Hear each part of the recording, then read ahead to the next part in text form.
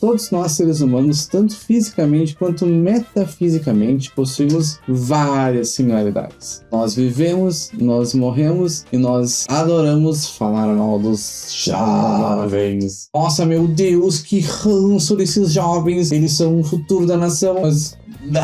como eles são idiotas, meu Deus do céu. E hoje, sem usar essa lente que a gente tanto costuma colocar na nossa visão, e usar essa lente para ver a juventude, que aliás, já para não perder a piada, achei ele um tanto poggers, como diriam os jovens. Quadrinho esse que inclusive foi feito pela pessoa, ou melhor, a Sonho, que não só conta uma história muito real, embora fictícia, como também cria um recorte inteiro de uma juventude que pode ser muito familiar para algumas pessoas, pode não ser para outras, mas que com certeza imprime uma faísca de juventude em cada página, quase como que quisesse dizer assim para o leitor: olha, isso aqui que tu está lendo, isso aqui é ser jovem, meu.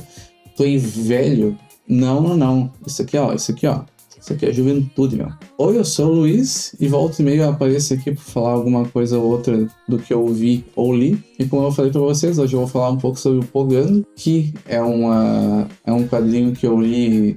Eu li ele em um dia, sério, eu li ele em um dia, porque o ritmo dele é... Ao mesmo tempo que ele é muito dinâmico, ele é muito instigante, sabe? Ao mesmo tempo em que a narrativa conta uma história muito rápida e com saltos temporais e várias coisas acontecendo durante a trama, ele ainda consegue ter um respiro para colocar umas páginas duplas, assim, numa ilustração que faz referência a várias bandas góticas e punk, que nem Silks and the Bench, Runaways, que mais? Coxsparrer, até... Uma banda muito curiosa chamada Garotos Podres, que tem uma música muito curiosa chamada Papai Não É o Filho da P... E sério, a Cherry, ao mesmo tempo em que ela é rebelde, ela é estilosa também, e ela é muito punk, muito punk. E é muito bom ver que o quadrinho, ele faz um ótimo trabalho em não criar uns arquétipos, tipo assim, a protagonista é uma menina, então a gente tem que fazer com que ela seja pica, a mais pica de todas. Nem que pra isso a gente tenha que fazer os coadjuvantes ser uns cocô, mal escrito e mal desenhado. Não, ela tem que se destacar, mesmo que seja pela má qualidade dos outros. E não é isso que acontece. Inclusive, cada coadjuvante ali, ele tem uma personalidade muito única. Todo mundo nesse quadrinho, ele tem todo personagem tem um carisma muito único em sua história ali. A Cherry, ela é a Cherry. A Berna é a Berna. Pezão é o Pezão. Todo mundo ali tem uma personalidade e ninguém é um Ctrl-C, Ctrl-V da principal, com alguns toques visuais para dar uma diferenciada. Aliás, falando sobre os personagens, eles não são muito recorrentes. A história ela fala sobre a juventude da Cherry. Então, os personagens eles vão ir e vir. Porque afinal, assim é a vida, né? Às vezes a gente conhece uma pessoa e quando vê a gente não tá mais falando com ela. Tem a Berna, que ela é aquela amiga que tá sempre animadona, pode estar todo mundo virado no rolê, que ela tá festa. Tem o Pezão também, que é o cara meio bobalhão, assim, do grupo, que faz piadinha e tal, e todo estrambelhado. Tem o Peralta, que é o cara mais velho, assim, do grupo, que tem umas referências. Tava escutando um blues ali, blues. Tem um cara ali dos anos 60 que tocou num bar, não sei onde, que lançou uma mixtape que foi perdida pelo tempo, que aí é esse cara aí, e esse cara também na história é o cara que dá a carona pra galera. É o cara metido a intelectual musical, mas pelo menos ele dá aquela caroninha, né?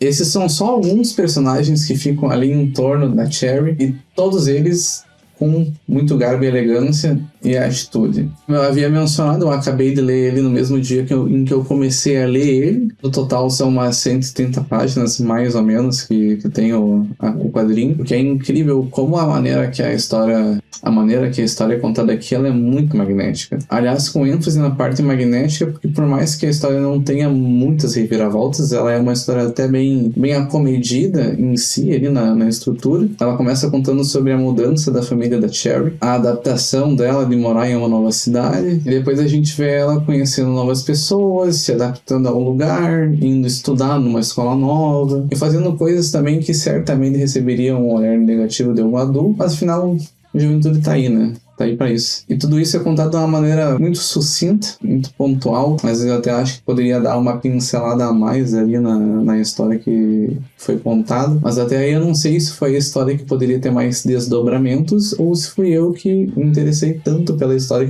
que eu queria ver mais daquilo, né? E falando sobre a arte desse quadrinho, ela é simplesmente muito caótica. Ela é, assim, ela é meio suja, mas é como se ela tivesse um traço meio familiar, sabe? Como se tu estivesse vendo algo que tu já viu em algum quadrinho ou sei lá, sabe? Alguma ilustração. E tudo é muito, muito gostosinho de ver, sabe? Ao mesmo tempo que é muito caótico também. E eu não sei se foi a edição que eu peguei ou se ele é feito já nesse tamanho. Independentemente de como tenha sido feita a estrutura pensada para esse quadrinho, eu fico muito feliz que ele tenha sido pensado numa estrutura grande, numa página que é, né, muito grande. É um pouquinho menos do meu antebraço.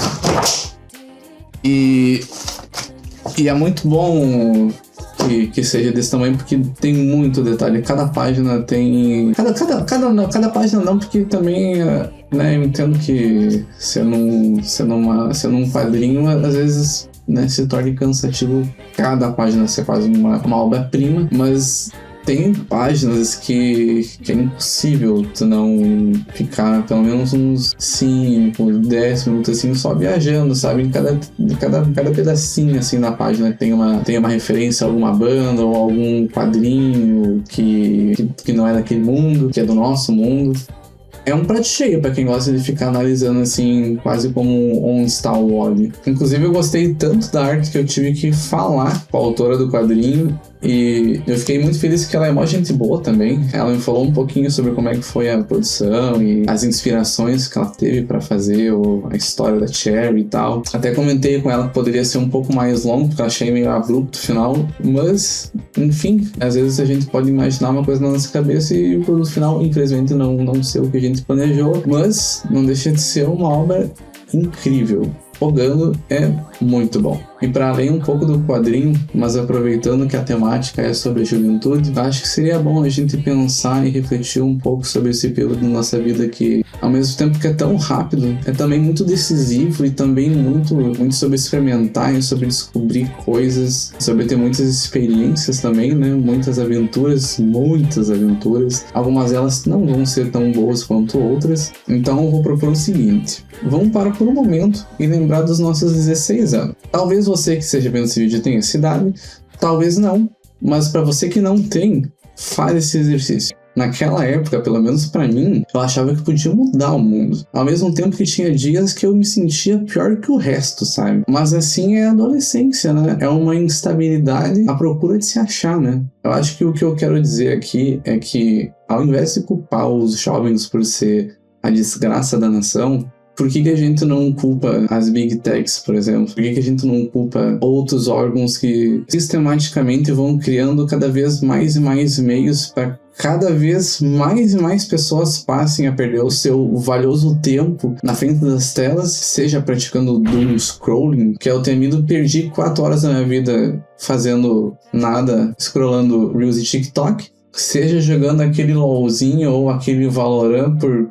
sei lá, 4, 5 horas e a pessoa não dá nem intervalo, ela não vai no banheiro, ela não come, ela não estica as pernas, ela não faz nada, ela fica lá 4, 5 horas. Longe de mim ser um demagogo aqui falando que é só cortar o celular, o PS4, o PC, porque eu sei que esse problema é muito mais complexo que isso e com certeza ele não vai ser resolvido num vídeo sobre quadrinho, né? Mas fica aí a reflexão, né? Vale a pena dar uma pensada sobre isso até pra gente ser um pouco mais mente aberta, né? Pensar que talvez não seja o jogador, seja o jogo, né? Bom, e esse foi os meus 2 centavos para esse quadrinho que com certeza deveria ter muito mais visibilidade e reconhecimento do que ele tem, por ser um quadrinho brasileiro e por ser feito por uma mulher. Eu acredito que deva ter muitas outras obras brasileiras que eu não conheço igualmente, como foi Pogando. Então, se você tiver algum quadrinho brasileiro para recomendar aí, deixa nos comentários aí. Ou se você tiver também algum quadrinho quadrinho brasileiro feito por Minas, também deixei nos comentários. A gente sabe o quanto elas são boicotadas nos âmbitos artísticos simplesmente por serem mulheres. Então ver a ótica feminina sobre o mundo artístico e mundo no geral é sempre muito interessante e muito bem-vindo, né? Se você gostou do vídeo,